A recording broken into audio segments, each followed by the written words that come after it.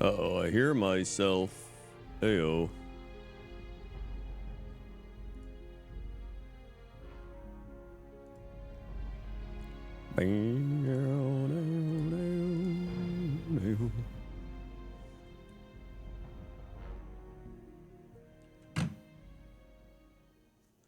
Oh, no, no, no.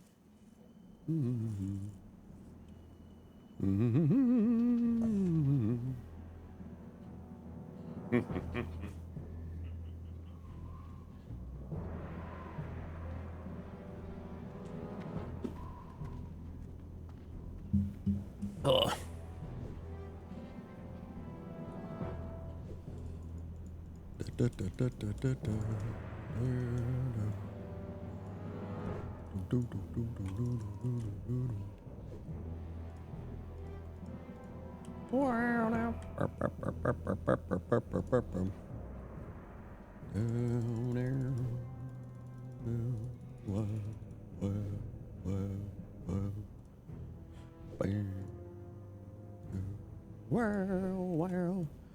What's up? What's up?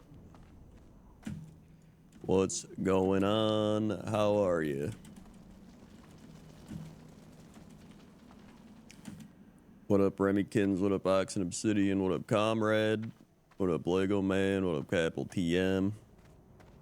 I'll have to download Gmart's VOD to your reaction to the opening panel. That's rough.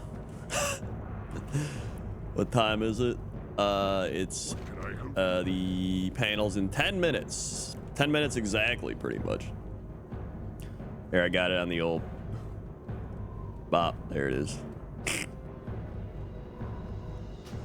Let's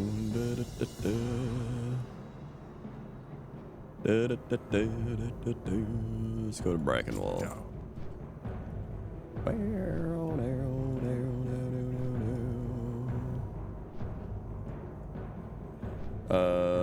Wait, hold on.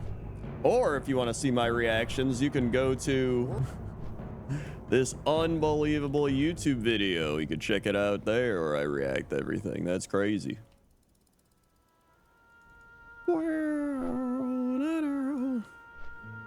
I mean, yeah, I'll play Season of Discovery. Why not? I don't know if I'll play it, but I'll check it out.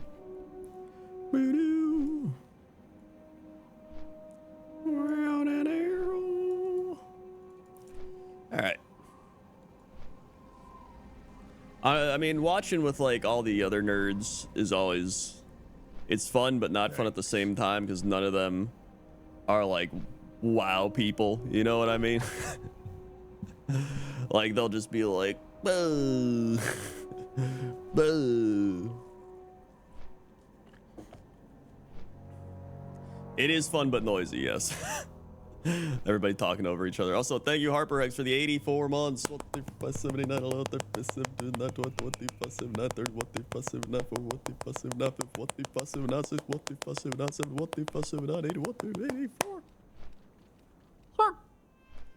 They have the 84 months. Like they do, you know, they play all their games, they do all this stuff, but and then Sput's a little bit of the opposite. He's like so insanely WoW that sometimes he just overestimates his WoW. Like he'll just be like, dude, I don't know about this thing. I don't think it's gonna be that good. I don't know. And then it comes out. He's like, dude, I love this thing. I'm playing it nonstop. That's what Sput does. Dashy Dora with the subscription. Thank you, Dashy Dora, for subscribing. Like, thank you very much. What are we at? 7 minutes. I don't even know if I can stream this under WoW or I have to stream it under a special event, but I don't really care. There it is. 7 minutes. He'll grow out of it. I don't think he will. He's like 25 now. He's been like that for as long as I've known him.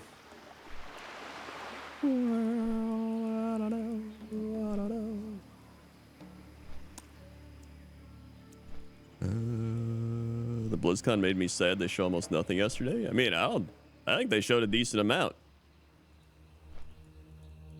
What were you expecting them to show?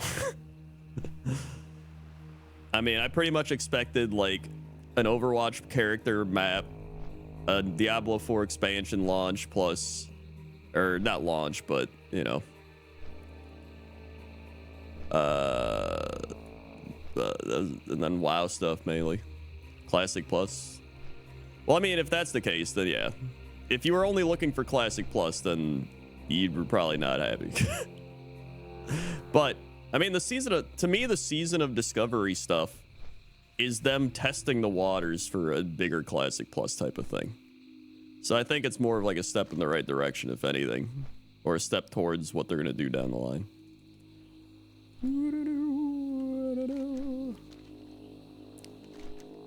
Boom, boom, boom, boom. All right. I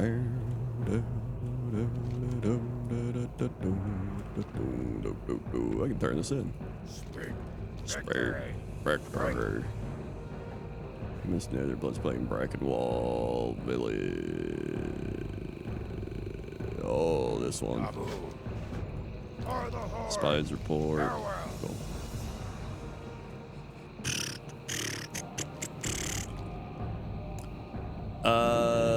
Hero talents, man. I think they seem all right. I haven't really looked at like the hero talents in depth, but I was like, you know, it's like more customization for your character, which is always nice. So I mean, they seem good in theory. We'll see how they actually are when we actually get to try it out. What are we at now? 5 minutes, perfect.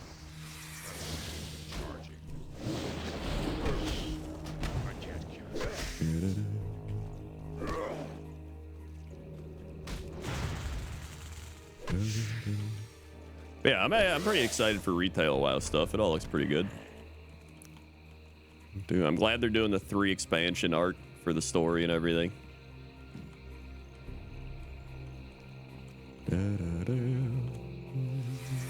Whoop.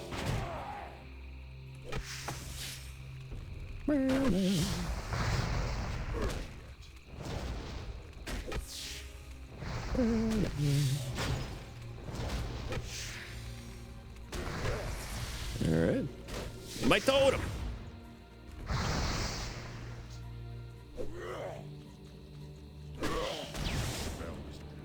There we go.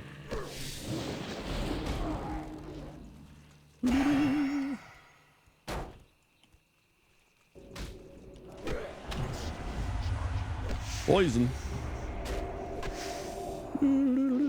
Someone hit 60. Oh, I'm gonna have to like pop a health potion against these shitty spiders. Oh my god.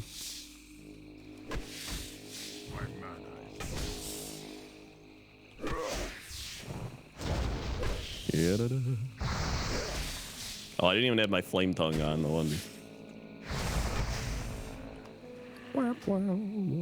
Bag not. Oh, not this shit again. So I have to like disable it, and then I have to like re-enable it, even though it works fine. Update. It's not even an update add-on. This happened after I updated my add-ons last time. All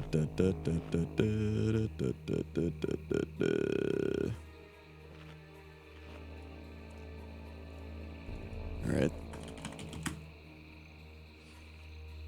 I'm just saying, the last time I updated my add-ons and I got that bug right after I updated my add-on. So I think it's just a bug that happens.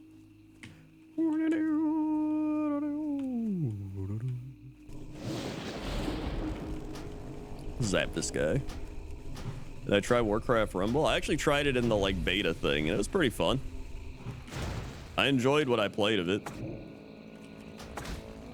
I mean, you know, for a phone game, that is. Oh my.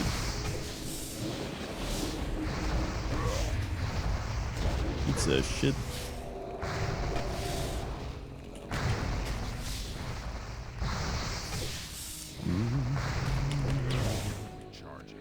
Doop, doop, doop. Oh my god, another piece of shit spider. No wonder this area is like death central. My god.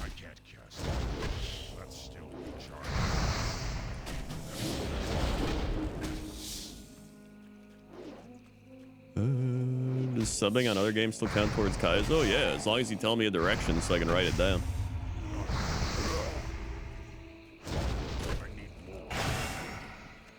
My mana is low. What is this? Oh, Gold Thorn. That Gold Thorn. What do we at now? Oh, it's happening. All right, hold on. Let me get this Gold Thorn. I wouldn't say I have like a favorite Pokemon. I would just say I have a lot of Pokemon that I like Alakazam, Snorlax, Gengar, Kangaskhan, Charizard, Blastoise.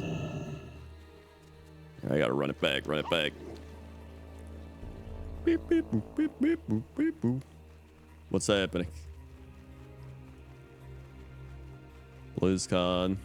Hold on.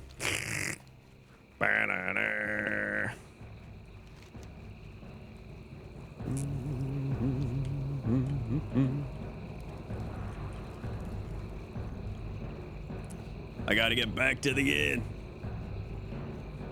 To the inn.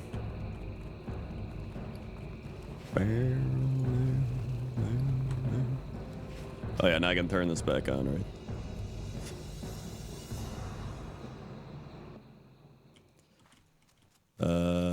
Cool. Is this the inn? No. The hell's the inn? Do they even have an inn here?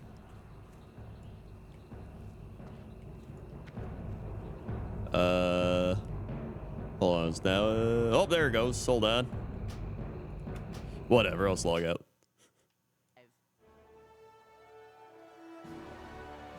Ba-da-da-da-da-da-da.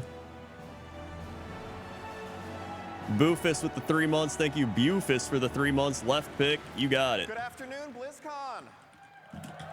Good afternoon. So good to be back. Whether you are here in the arena with me right in front of me, whether you're watching from elsewhere in the halls, whether you're joining us from the comfort of your home. Woo, home, yeah. Join me for this deeper, closer look at what's coming next Swing. in the war within. I love you too. All right, is that good? Is volume good now? BlizzCon. We're literally at 100%. So Morgan and Maria gave you kind of a sneak peek at some of what's coming. Today I want to spend a bit more time giving you more information on the core features of War Within, as well as a few things that didn't get mentioned at all yesterday. All right. So, Beginning. just a little teaser there. So to begin, let's talk delves. So what is a delve?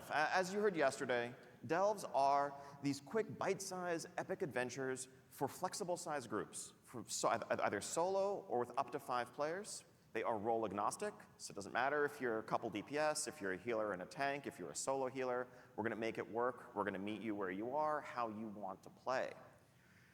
Delves are a new endgame pillar. This is a permanent addition to World of Warcraft going forward. I thought he said the endgame killer. I was like, dude, they're killing the endgame. The outdoor world experience. We've had dungeons, we've had raids, we've had organized PvP, and I think we've had some stuff for outdoor world players to dabble in.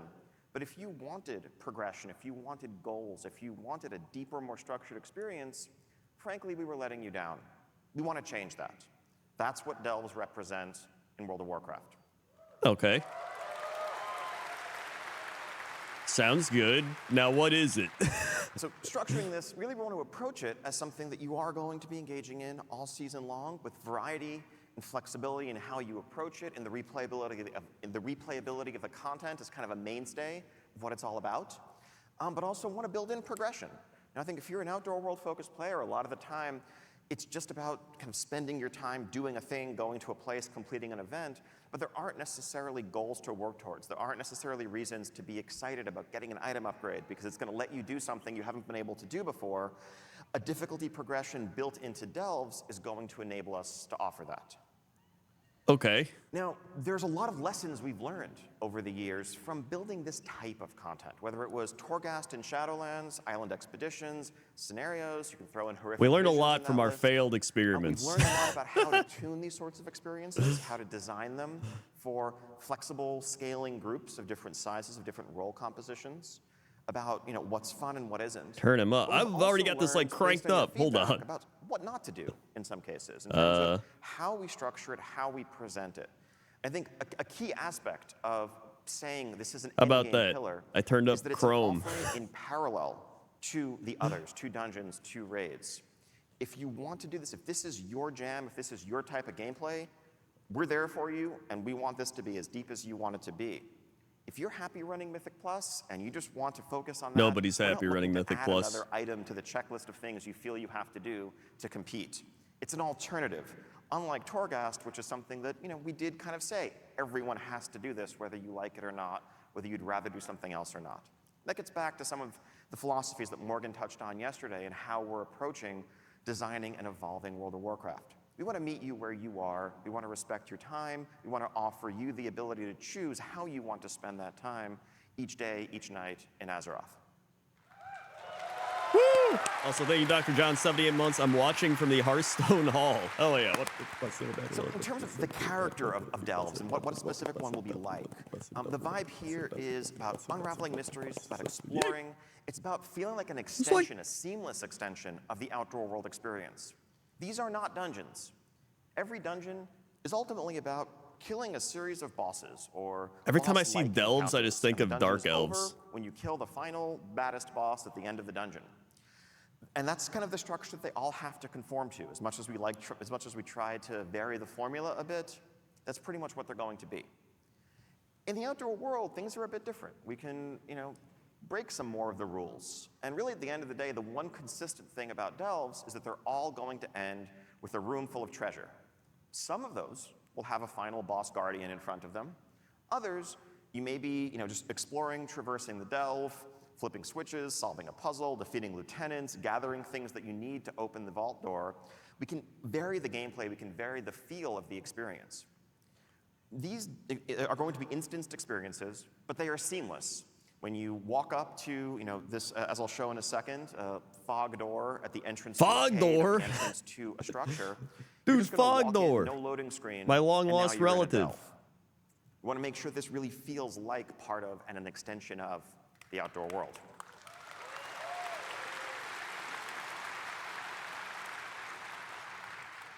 Now, as part of an in-game pillar, that means we're going to tie this into seasons. So, as well as a narrative progression over the course of a given season, there will be increasing rewards, increasing difficulty, and a change of pace, whether you're in Season 1 of War Within, Season 2, and so forth. Part of that is going to be the NPC companion that will be accompanying you on your adventures. The Season 1 companion, as we mentioned yesterday, is our good friend, Bran Bronzebeard. Dude, Bran Bronzebeard. What does this mean? What does a companion mean in practice? Well, it's a few things. One, it's definitely a narrative hook. It gives us a chance to help give context for your adventures, kind of narrate what you're going through. But also, it's a chance to kind of play with the mechanics and complement your playstyle. As Bran adventures with you, you might find some gear for Bran. You might be able to gear Bran up. You'll be able to spec him and customize his abilities to complement what you or your friends are bringing to the group, whether you want more survivability, whether you want help with someone to tank, whether you This all want more sounds great, control. but I still This have can no help us idea balance what the this experience is. as well, and give you another vector for your progression over the course of the journey. Now, I know this has kind of been very high level. I want to just give a couple of specific examples, just kind of a day in the life of someone jumping into delves in War Within.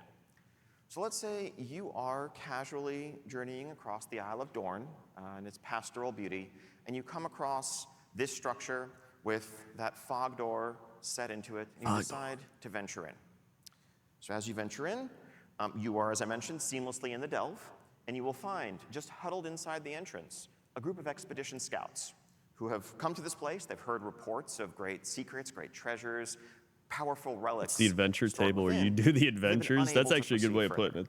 Because they tell you, and Bran is among them, mind you, they tell you, this place, there's an unnatural, there's a disturbing darkness that has settled over this entire vault, and we can't proceed.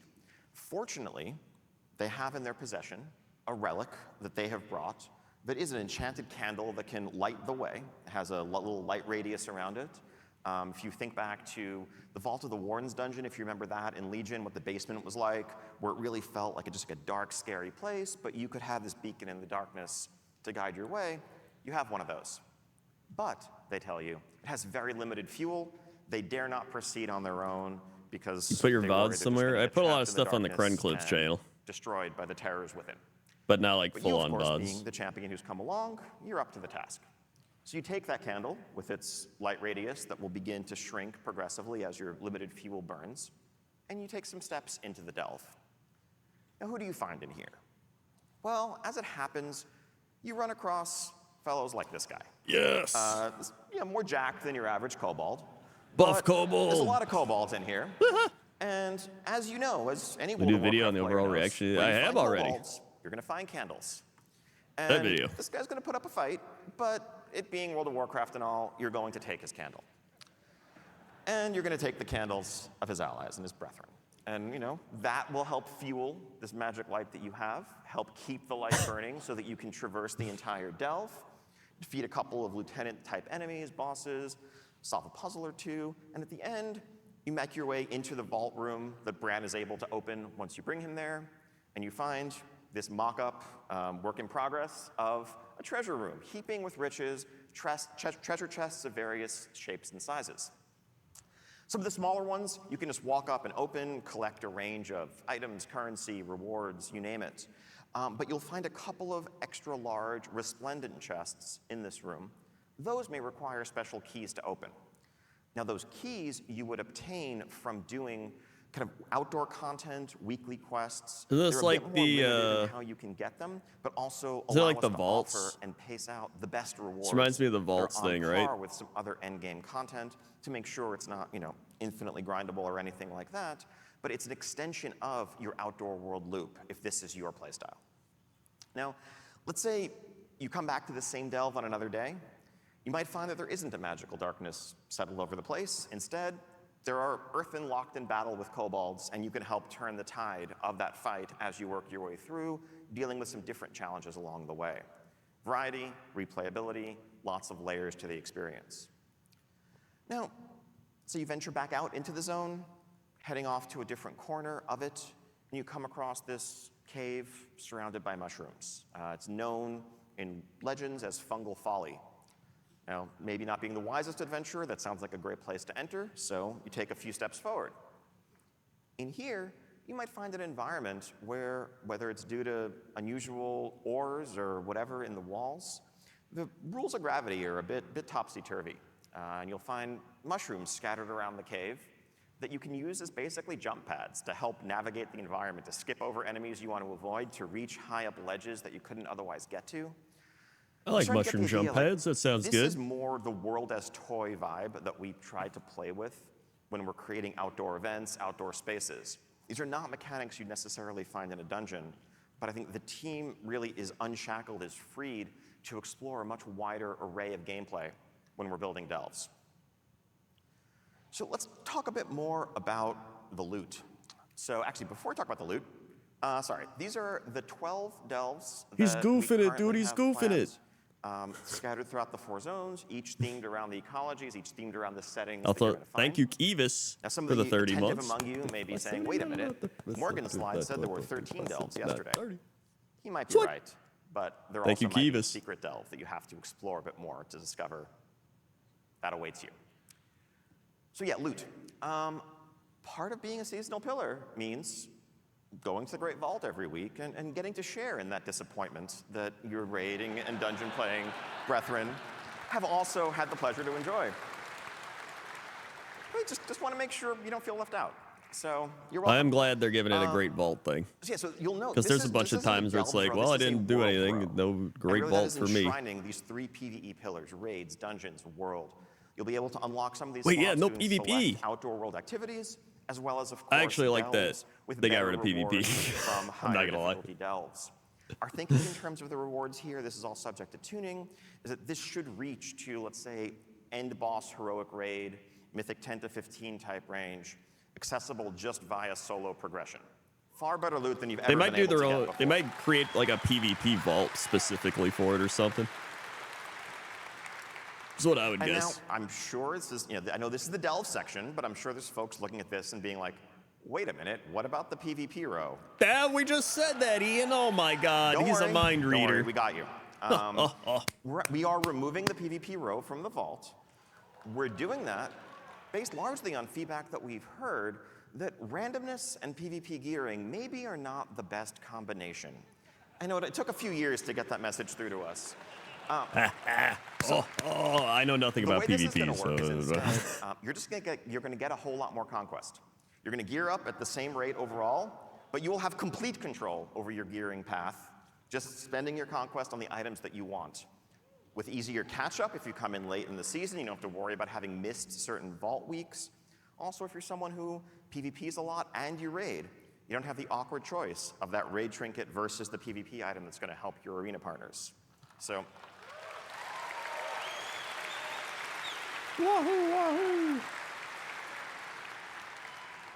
hopefully, just good news for everyone. Now, aside from, just power, also, you dude, get silly yes, hats. candles. Nothing more to say here. These just, Candle hats and mushroom hats. Oh, and those fish hats. That's top these are tier just a stuff. few examples of the array of cosmetic Maybe the best rewards thing that will they've be shown yet. exclusive to delves, reflecting the varied ecologies and environments you're going to be facing. So, silly hats, World of Warcraft. You don't Less care about, silly, get out of here, Jesse Cox. Just as, let's say, Mythic Plus players have amounts that they can earn over the course of a given season, this customizable flying mount will be exclusively available through thorough completion of the delve experience. You'll note the customizability of it. This will be customizable the same way you can customize your current dragon riding drakes at the rostrum. Just modularly. That's actually pretty cool. Yeah, like a whole bunch of options. As long as it's not nuts and It's pretty bolts cool. and I love our Banjo-Kazooie. I'm fine. Okay. Up next, warbands. Warbands. I feel like I could probably just save 10 minutes of this panel by just saying account-wide everything and just click through the next slides. Thank But God. Kind of that. So, I don't know if you guys know this, but turns out y'all play a lot of alts. I'm sure actually the number of characters per person in this room in particular We're cheering and is clapping over some pixels. insane I mean, when you average. break it But down the like average that. WoW player today plays multiple characters. when you say it like that, Two-thirds we're of cheering and players who have a clapping level over 70 things that we have enjoy multiple level doing. 70s. All right? Half of players have 3 or more. Most people are playing multiple characters. I'm not like, yeah, he showed a And that's pixel not on the something screen. it's no secret. It's always done the best job of Did you supporting. know you're typing in chat? You're just typing letters into chat? Did you realize you're just reading letters? What are you, dumb? Design-wise, but Why actually even read? They're just engineering-wise as letters. well. The infrastructure and the architecture that was built.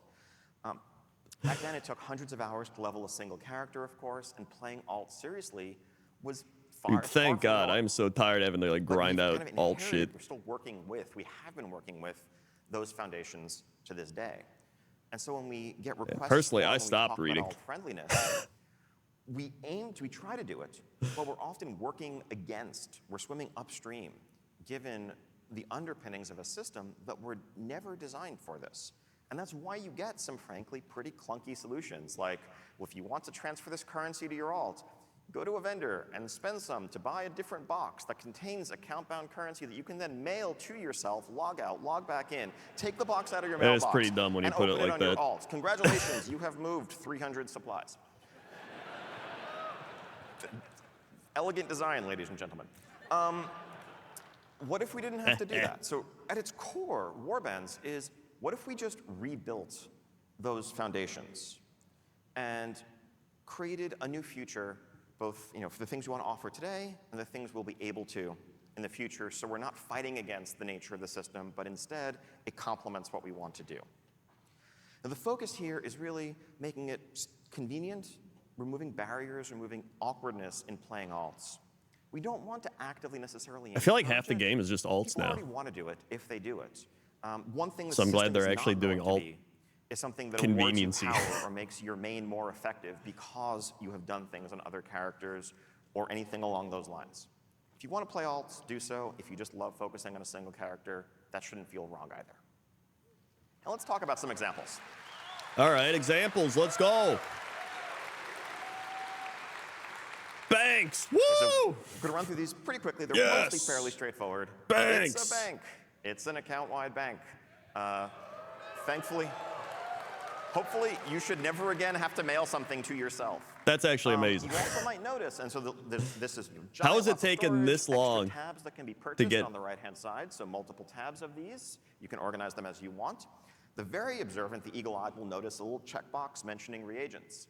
If you deposit reagents here, you can craft from the account-wide storage on any of your characters. That's actually, that might be the best feature of this expansion. Oh my God. Next up, maybe a little new thing. How has that not been Something in the that game? you might put in this account-wide storage are the ability we will now have to create war-bound items that are war-bound until equipped. You might get an item that you can't sell in the auction house or trade, but that you can give to any of your other characters for their use. All right, all right. Now, these items would drop as bonus personal loot, doing a variety of content. They would drop at a slightly lower item level than what that content would normally give you. Again, we want to make sure the right way to play is not, playing on multiple characters to funnel loot to your main to gear up your main faster, but just easy potential hand-me-downs, ways of getting it all caught up, maybe even an excuse to level an alt if you get a really cool item for a class that you haven't had a chance to get up yet. So just an extra layer here, hopefully, making it easier than ever to progress, to accomplish your goals on multiple characters. All right, now quick rundown of some of the other integrations we have planned. Yes. Transmog. Transmog has always been, it's been for a long time an account-wide collection. Key thing here now that really it is being acquired by your warband. That means that now if you were running, let's say, Ulduar on your mage and a pair of plate shoulders drop, you can still add those plate shoulders to your warband collection. Thank God. Can you imagine all the people that did Siege of Orgrimmar and got the plate Garrosh shoulders, and now they have to do it again? Hopefully you don't need to feel like you need to refarm the same stuff on as many different archetypes anymore. Reputations, again, fairly straightforward. In War Within, reputations and renowns will work account-wide. We want to make this as retroactive as possible. That will take some work over time. We're probably going to start with Dragonflight renowns as a focus and a priority and work our way backwards. But going forward, we want progress earned on reputations to not really matter which character you're doing it on. At the end of the day, it's the same content, it's the same experience. If you've gained access to some perk or some recipe, having to re-earn it, not terribly compelling. Yes. Yes. Here's a really light example, a simple one, just flight paths. As you explore the world, you learn flight paths, you discover flight paths. Is it terribly compelling to have to go back to a spot that you've already been to in multiple Nobody even uses flight paths anymore, so whatever. If you have a flight path network unlocked, you have that unlocked across your warband going forward. And here's an example of something new, just delves. An example of how having this as a foundation means that we can build new systems to inherently work at an account-wide level, just kind of as part of their DNA.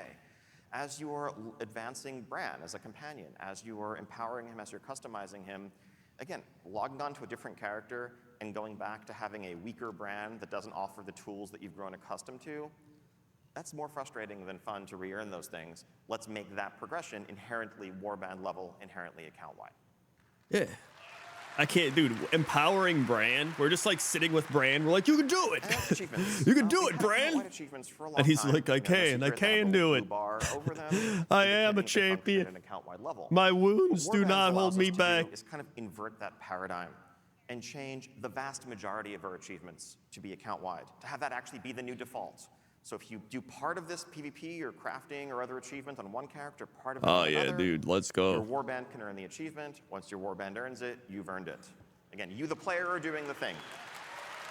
You, the player, are doing the thing. Oh yeah, you, and then this, the player. Yo, that's actually pretty sick.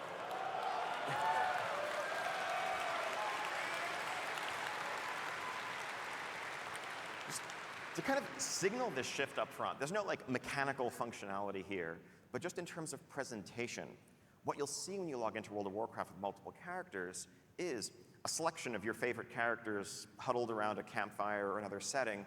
You'll still have your full list accessible, but we want to make it clear that like you, the player, have this cast of characters that if you want to dress them all up in consistent transmogs, I like go that a lot. wild. That is cool.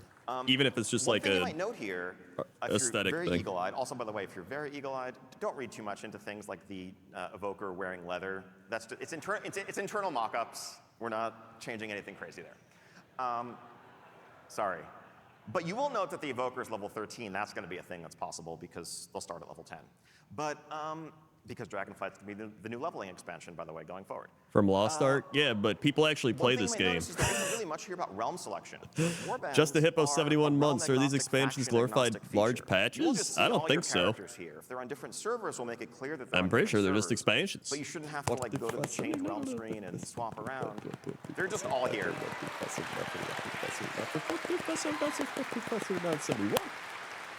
Swank. Okay. Thank you, Just a Hippo. Hero talents.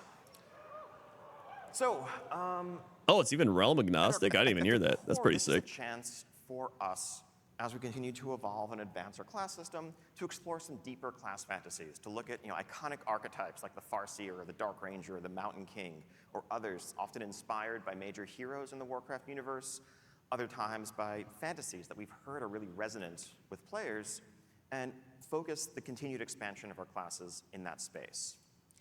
Now, Morgan said this yesterday, just to restate, this is a completely flexible system. It's as flexible as your current talents and specs.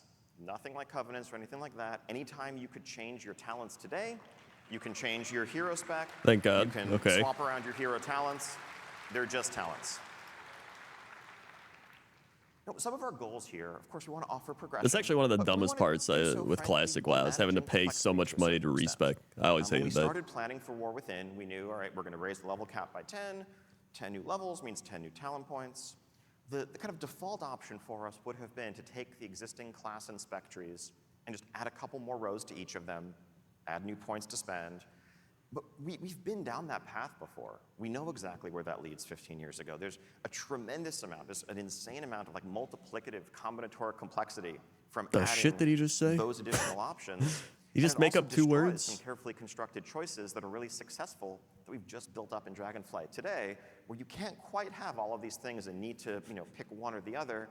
Suddenly, when you can get all Listen, of them, I don't know how you to can read. move towards homogeneity as well. He definitely made those up. This approach allows us to both explore deeper class fantasy while focusing the decision space in a way that offers power without that excessive complexity. So the way it's generally going to look is a third talent tree. Again, as mentioned yesterday, at the center of your screen, you have class, you have talent. It's and in like the a middle, baby talent you tree. have hero talents. You'll note, so there are 10 nodes. There's an initial node that you get as a starter node at the top that you'll get initially when you unlock the system at 71, and then 10 more nodes to unlock. You will get all of them on the way to 80. At level 80, you will have this fully unlocked, similar to Legion artifacts, let's say. So you don't have to agonize over where you're placing any choice along the way. Now, the choices that you will make are which hero spec do you want active, and also there will be choice nodes within the trees, just as the class trees and the talent and the spec trees currently have, which you can toggle, adding quite a few permutations to the system as a whole. If you want, as a kind of simpler collapsed view, once you've hit max level, you can just condense it down to only show the choice nodes for easy swapping back and forth to customize your spec for whatever activity you're setting out to do. Okay. Now, I want to take a little bit of time to quickly walk through a couple of trees to give a sense of the sorts of things you might find in here. Again, all of this is subject to change, all subject to iteration, and the extensive feedback we know we're going to get. I'm going to use druids a lot as an example here. I'm going to focus on the case of a balanced druid.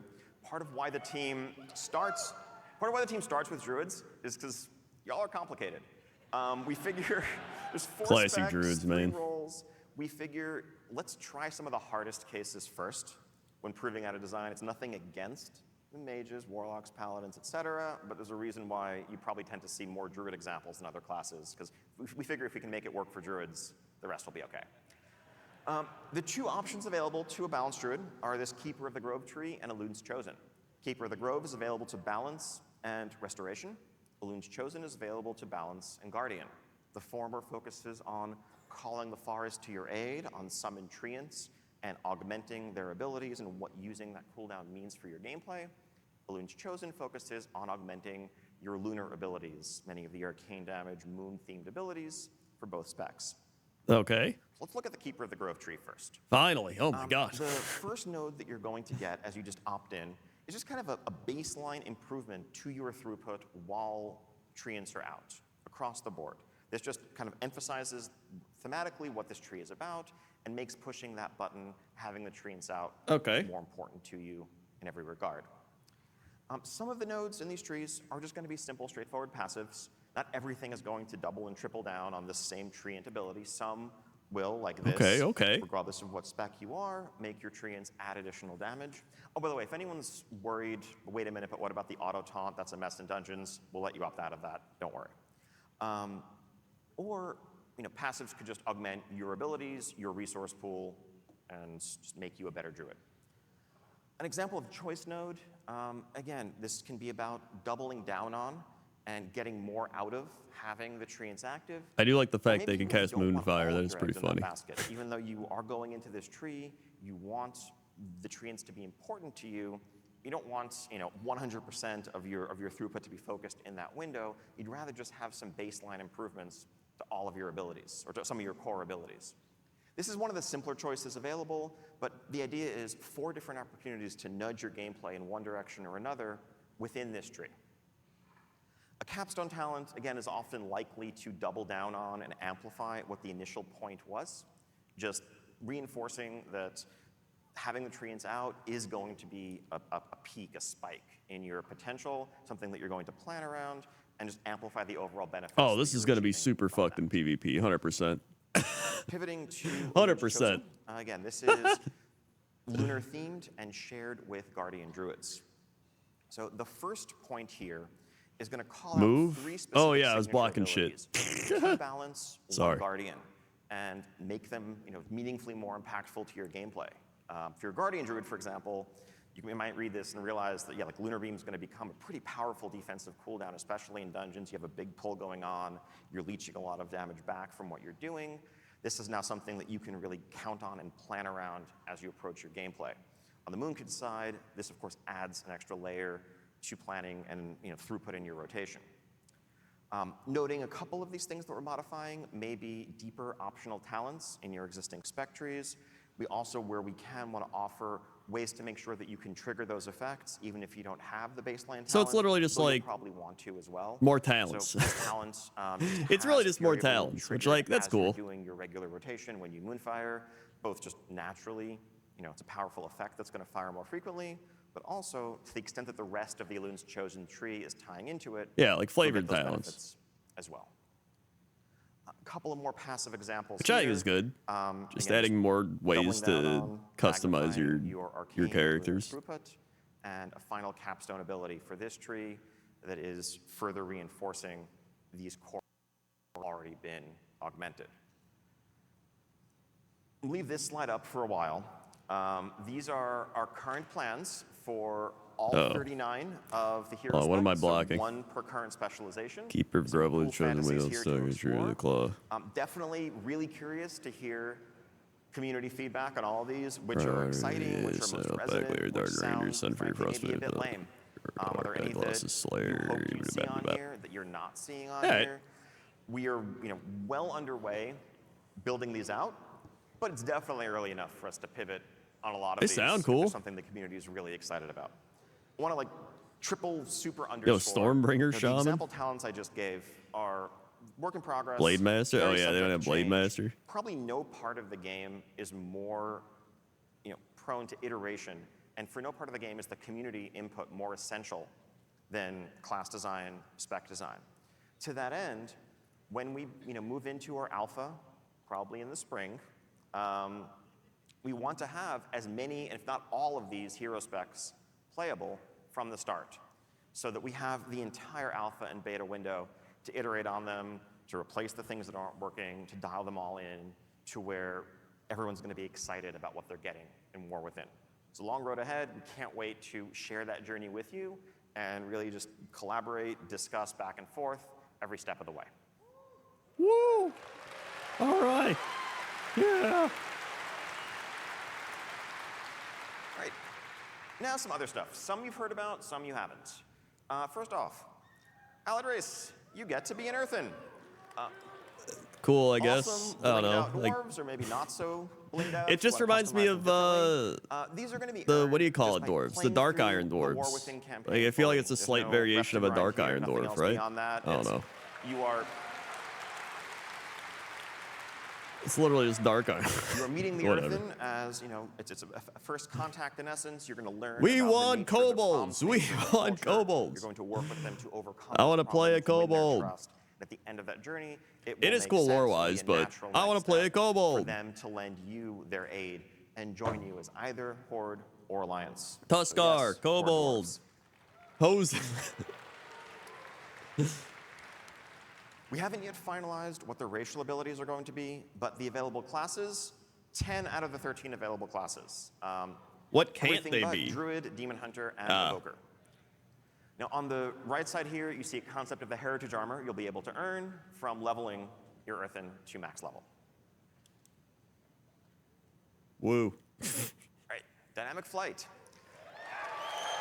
Yeehaw, yeehaw.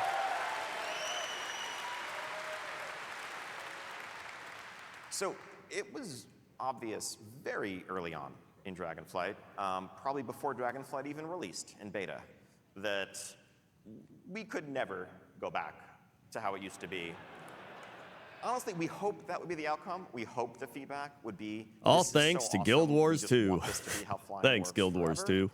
2. But we immediately began, making plans for what that would mean because, it's the only way. It's the only way to go. And so, dragon riding is going to become the default. No longer just dragons, but dynamic flight now in War Within and beyond. We want to make sure. Oh, weird. I meant to have two mounts here, but I only see Ashes on the right. But anyway. Haha, he The did key the point thing, being, and we then want to expand invincible, this to the invisible, broader he did the array joke. of mounts that you have available. I think the only downside of dragon riding, It's the joke. as it exists today, is that you don't have much reason to use so many of the mounts that are your favorites visually, aesthetically, that you've earned and done so much to collect. You want to make sure that as much of your collection is viable as possible. So not every single flying mount is going to be able to support dynamic flight. There's some animation logistics to work with there, but as many as we can. It's a 3-digit number. We want a very wide array of mounts being able to just fly the way you've always enjoyed with your dragons. Yeah.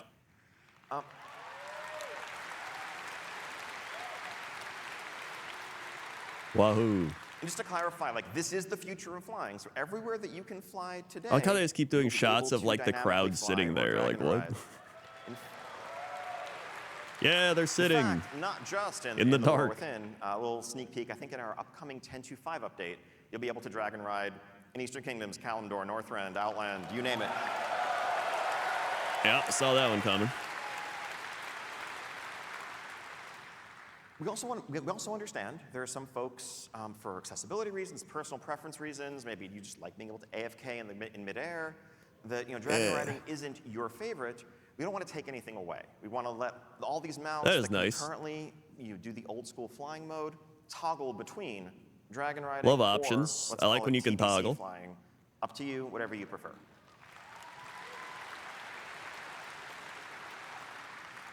And again, to be clear, dynamic flight will be available from the very start when you go to Kazalgar on the Isle of Dorn, just as it was in Dragonflight. Thank God. I like being able to fly everywhere from the start. Old school TBC flying, Pathfinder style, will not be available right away, but it will be unlocked shortly after reaching max level with no reputation grind requirements. Just play through the campaign. That's also explore nice. the continents, then you can fly that way as Let well. us fly in BC zone. No, that's too much technology. The existing dragon riding glyph system in the Dragon Isles, we want to pivot that to a bit more of something that's evergreen. Some of those unlocked traits may change to only work within the Dragon Isles. Others that are more essential to just the experience feeling good, like vigor increases, regenerates, the active abilities, are just going to be things that you will inherently get as you earn dynamic flight and level up naturally. We don't want down the line players to feel like they have to go back to an old expansion and fly around and collect a bunch of glyphs just to be able to explore the new expansion. That's good, yeah. And in that vein, this is going to be the new default for leveling players. I mentioned earlier, when War Within comes out, Instead of BFA, Dragonflight will be the new leveling experience that you merge into as a new player after you leave Exile's Reach. And so you're going to get dragon riding very early in that experience. Thank As you God. just level up, gain player levels. That's at least you will much better than improve what they your got so fight far. ability and get all the vigor perks and everything else that everyone Literally has just come to skip expect. Shadowlands. And that's just going to be how the game works. From As a baseline, BFA right this into is the what Flight is. expansion right after it, Dragonflight. Of course. Don't worry, PvPers, we haven't forgot you. This is long overdue. We should have been doing this earlier. So there's a new battleground New coming battleground? in War Within. It is a 10v10 map set in the Ringing Deeps. Ooh. This is inspired by Silver Shard Mines with a few twists. The Ringing Deeps are a place that's full of natural resources, that's very sort of thing that the Horn Alliance will be likely to skirmish over. I'm going to show you a very rough, early, kind of like top-down mock-up of the layout here. The idea is, unlike Silver Shard Mines, which is radial symmetry, this is more mirrored and reflects the two sides trying to both push their own minecarts to collect resources while also fighting over a pivotal central control point that's going to change the outcome and the momentum of the match. This is something that the team has actually been playtesting internally a bunch over the last couple of weeks, having a blast with. God, I hope they have those big circular, we don't really artify them. We keep them really rough, which is why big they don't circular have any things. images They're to show just yet, fantastic. because it really is all about the layout. There's no point making it look pretty if the spacing isn't correct, if the exact paths aren't correct. That's going to be the next step. Can't wait to get this in front of everybody to start testing. I actually do like Battleground. Battleground. When I PvP, I think Battlegrounds is my favorite way to PvP, so I actually like that. Battleground maps going forward. This is an essential part of the game. And I mentioned 10v10, but we are just about to undertake a little 8v8 solo queue RBG experiment in Yo, 10-2 solo in queue a week or RBG. two. So depending on how that goes, you may be experiencing this one 8v8 as well. So stay tuned. Oh, random, not rated. Yeah, I don't know why they haven't done solo rated Battlegrounds. I feel like you should be able to. Otherwise, we have a few ongoing interface updates that we're continuing to work on. In Dragonflight, we overhauled the HUD, the action bars, the unit frames, the baseline UI experience. We made it clear at the time that that was just the beginning. This is something we want to continue chipping away at, updating different pieces of the UI to be more streamlined, better reflective of the modern gameplay experience. So just a couple of examples here. So the spellbook, we are looking to modernize, update, Oh my God. actually take Thank use God. of more than like a 1024 by 760. We decided to use space. Ideally, you're not going to have my to God. flip through multiple pages to find some ability that's not on your action bars. Also, we're combining this with our talent screen. If you look at the tabs at the bottom, If I could read, you I'd have be very spec, excited. Talents and spells all in one place, so it's kind of a one-stop shop for all the things that your character has available, rather than having two separate windows that you need to move between. You just look at the icons, dude. You figure it out that way.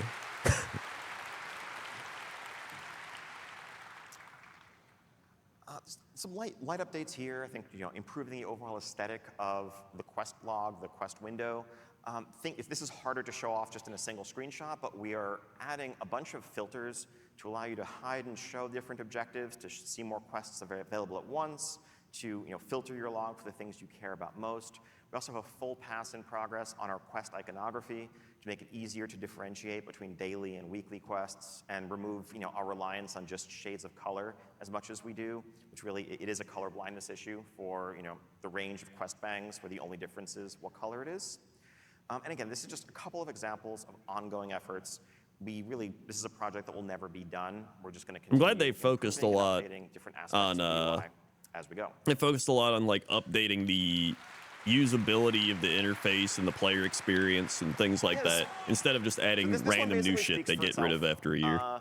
I've mentioned earlier, your warband is a cross-realm construct. Increasingly, so many of the activities that players engage in socially span multiple realms. You have a raid group, you have a Mythic Plus group that you run with, group that you PvP with, but you can't be in the same guild together. Not any longer. That's a thing that will change when War Within comes out. Apply, recruit, server shouldn't matter when it comes to joining a guild, when it comes to being in a guild, when it comes to accessing the perks of being in a guild. Oh yeah, cross-realm guilds now. Yeah, dude, servers are just obsolete at this point, which, fine with me. And people may be wondering, wait a minute, what does that mean if now guilds are cross-realm? What about Mythic raiding? If your guild is cross-realm and your guild wants to raid Mythic, you should be able to do that day one. So no more realm restrictions there. The Hall of Fame will still exist, just kind of as a memorial of accomplishment, but it's not going to be tied to unlocking anything anymore. That's just there day one. And really, just philosophically, this is another step towards one of our goals of just tearing down barriers, making the game as social as possible, making it as easy as possible to play with who you want to play with, regardless of your server, regardless of your faction. As much as possible, if you want to play WoW with somebody, let's make that happen. Now, the War Within is actually them trying to get rid of Bobby Kotick. All right, so that brings us to the end of this whirlwind tour / deep And they dive finally did of it. Just War took Within all of our features. money. I know there's still a bunch of questions, a bunch more information to share. When do you think they'll Can't wait to do make that in the WoW coming days free to and play? weeks. Not for a long But to time. begin, I'd If like to anything, it'll invite be on everybody, Game if you Pass have before it's ever questions, free to play. if you're here at Blizzcon, go to the Darkmoon Fair in Hall D. You can drop off questions there. If you're going online, you can go to the WoW or WoW Classic subreddits or our official forums and either ask your questions there or upvote others. This coming week, when we get back to the office, we're going to huddle, review the top questions, and record streams for both Classic and for War Within, addressing the top questions to try to get as much information out there as possible. So, Wahoo, wahoo!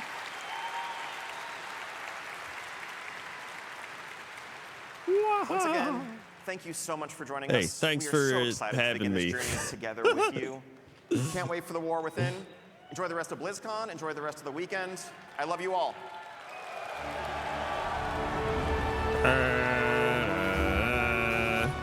Yeah, they don't have any actual panel Q&As. It's all like after the con they take questions. Yeah, you're not gonna be able to hear the life stories, sadly. Hey, I got a question. So, long time listener, first time caller. I've been playing WoW for 20 years. I really have met everybody in my life because of the game, and I really want to thank you. But my question is something that I've been wondering for a really long time, and I'm glad I get to ask it today. I've got some family members and guildies in the audience. Hey. There he is. All right. Yeah. So, oh, I actually just forgot it. Push your gameplay beyond performance with 13th gen Intel Core processor. I love World of Warcraft. Thank you. Check out MSI's wide Like, thank God they're not doing that anymore. prize-winning quantum dot technology to 4K OLED panels. They've got you 4K OLED panels. and the beneficiary of BlizzCon's charity auction is Direct Relief. Cool. Yeah. I don't care. So yeah, that was that. Honestly, I think it looks pretty cool. I just like the fact that they're just kind of doing another step in the right direction like they did with Dragonflight. Pretty excited with that. It seems like I can play more of my style of game, which is run around and collect shit and not be inconvenienced, and now I can do like some sort of world collecting. It's really just quality of life and helping people like me that literally just play to collect, which I think is like half the retail player base at this point. I'm not even gonna lie. So that's pretty neat. Maybe it was asked before, but up to level 25, will you play Shaman again? I mean, up to 25, sure. I mean, I can get to 25 in like a couple, like 2 days at this point. The amount of times I've done it. Like, yeah, sure. Plus, they're adding like all the new stuff for it, so why not? But hardcore, if I hardcore Shaman on the other hand, I don't know. Yeah, I don't know. I like everything they've added. Some people are still like, oh, what is it? Is it like a big patch or something? Like, I don't know. I don't think it's a big patch. I think they just showed off 3, like, the expansions because they're trying to make the story make sense again. And Chris Metzen, I guarantee what Chris Metzen did is he walked in, he was like, this story's all over the place. Give me like 3 expansions. He's doing his Chris Metzen trilogy, and he's like, I'll take care of this. And I feel like they're just like, all right. And so he was probably like, here's my trilogy, right? Here it is. This is what we're going to do. And that's that. Like, I legit think that's all it is. So I think it's cool. I like that he's kind of, you know, told everybody all about it and like planned it out and everything. So I think, you know, because I mean, plenty of other games do that. I mean, movies and books and everything do that. And I'm excited. So I have hope now that Chris Metzen's here. And I think my favorite part is you can tell Chris Metzen's like excited about this. You could tell when he retired, when he left, he was just burned out. He was like, ugh, and then he just took time off. And now this is his new arc, right? He's coming back. He's ready. He's inspired again. So it's exciting hearing him be excited too, which is pretty neat. Yeah, you can you can just tell that he's excited about it. So plus, and then people are like, oh, he's bringing back Thrall. Like, no shit. Would you rather get Sylvanas again? Would you rather have the old writing team be like, Sylvanas has come back again? Like, just I'd rather he brings back Thrall, right? That's like his character. Thrall is more of a staple of World of Warcraft in general, because you play Thrall in Warcraft 3.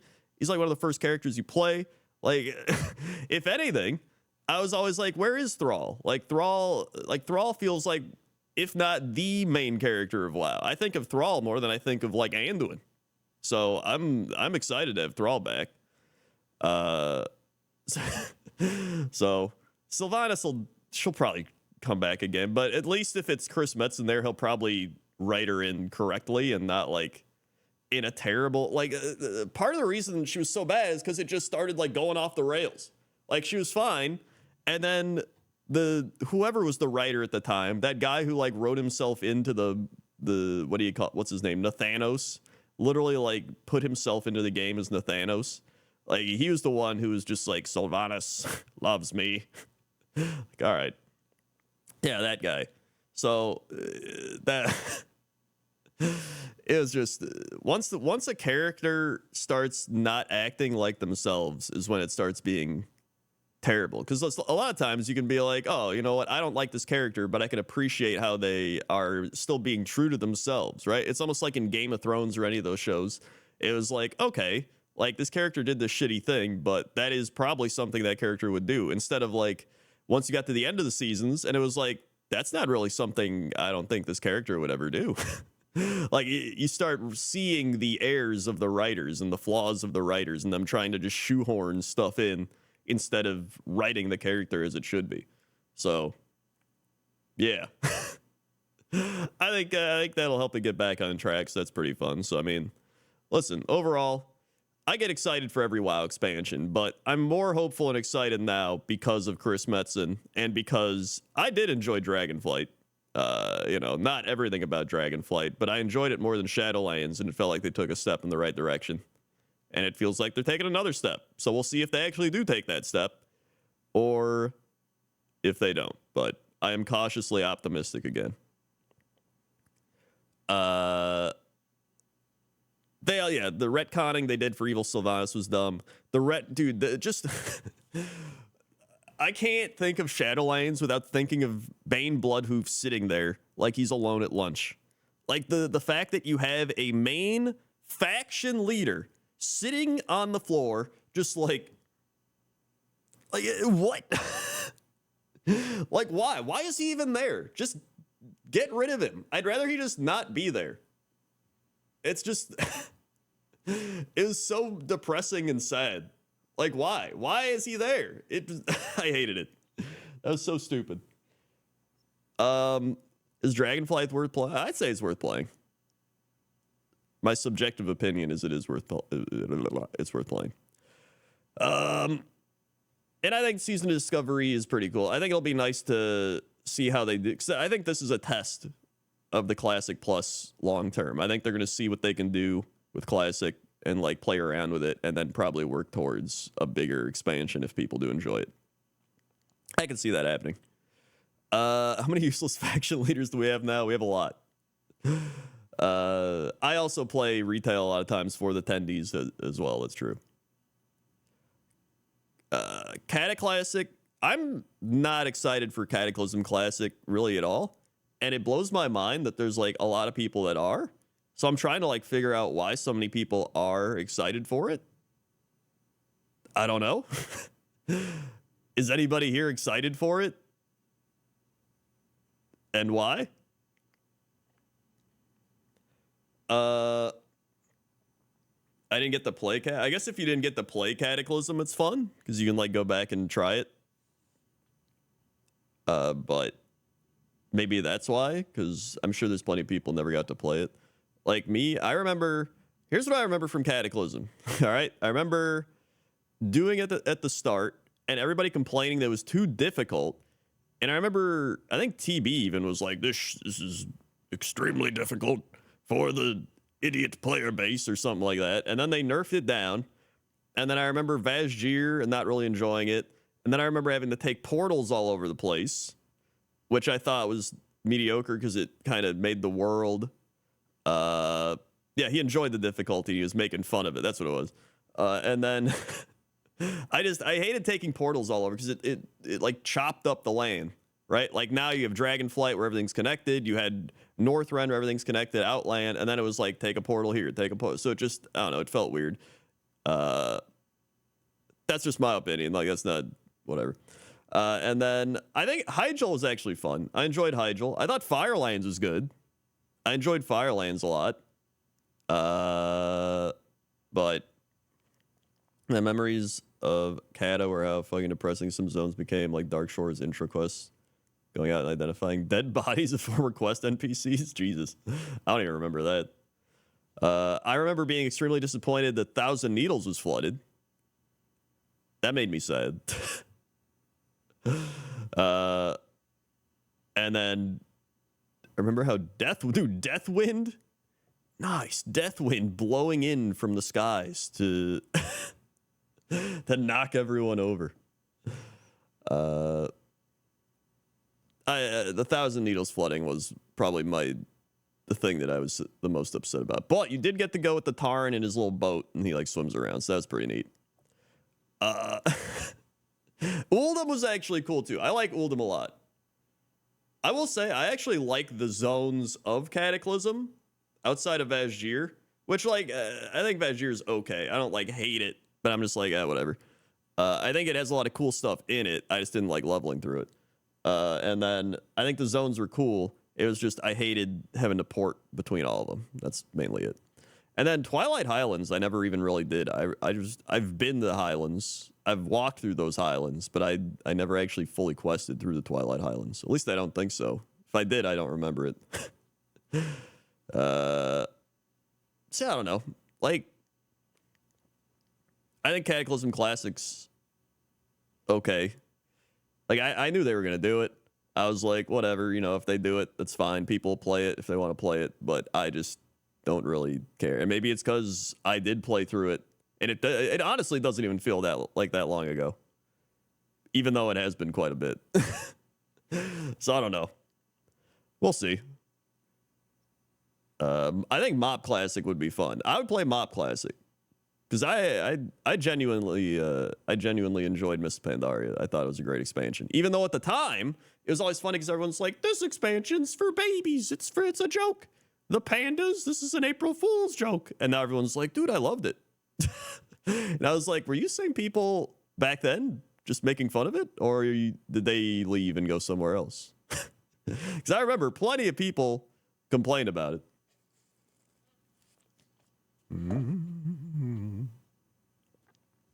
I did hate that they removed talent trees in Pandaria, yeah.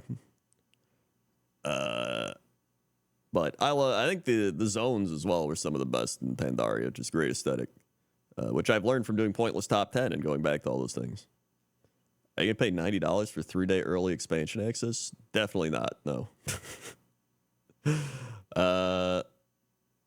So yeah, that's pretty much it. I'm still excited.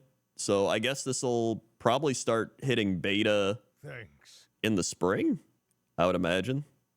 If it sticks to like the cycle they've been doing, I imagine it'll be like beta in the spring or alpha beta in the spring. Oh yeah, alpha in the spring, beta in the summer, release probably around this time next year. Probably like late November, early December. I feel like people look back at expansions say they liked it, but at the time they hated it.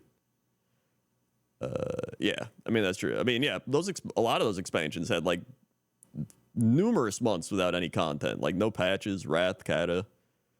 I remember Draenor, it was like 13 months without anything happening. Like, I don't know. But yeah, that'll probably be the launch cycle. So that's gonna do it for me today. Hopefully you enjoyed watching the thing. What's it called? The deep dive. I actually have to go work on pointless top 10. Who's a what's it's pointless top 10 farmers. We're doing farmers today. So I've got my farmers all filmed. I got everything good to go. So I just have to go edit. And then later tonight, it will be up on youtube.com/Crendor or WoW Crendor. Either one will take you to the same place. If you haven't seen my other BlizzCon video, which is pretty much talking about everything I just talked about, you can go right there. Wow. And then, yeah, I'm going to go edit. So thanks everybody for watching. If you're new here, click the follow button, follow along, be alerted when I go live. The Madman, I missed you. 14 months. That's 7, 8, no, 13, 14. So like, thank you for the 14 months. Thank everybody who subscribed, resubscribed, drop bits, tips, gifted subs. Is it farmers for a Thanksgiving theme? Kind of, more like harvest November type of things. We did pumpkins to end October. So I was like, we could probably stick with like a harvest type of thing, like pumpkins, and do farmers. So I was like, that'll be a good idea. So we're doing farmers, and then I don't know what we're doing next week. It might just be a whatever I want to do next week. We'll see. But either way, I'm gonna go edit, and I will see you maybe later, maybe tomorrow. I don't know. I might stream later to promote the video. Honestly, we'll see. Okay. Okay. See ya. Dude, Overwatch. Wow. My favorite game, Overwatch 2. I've always said I love Overwatch. Wow. Yep.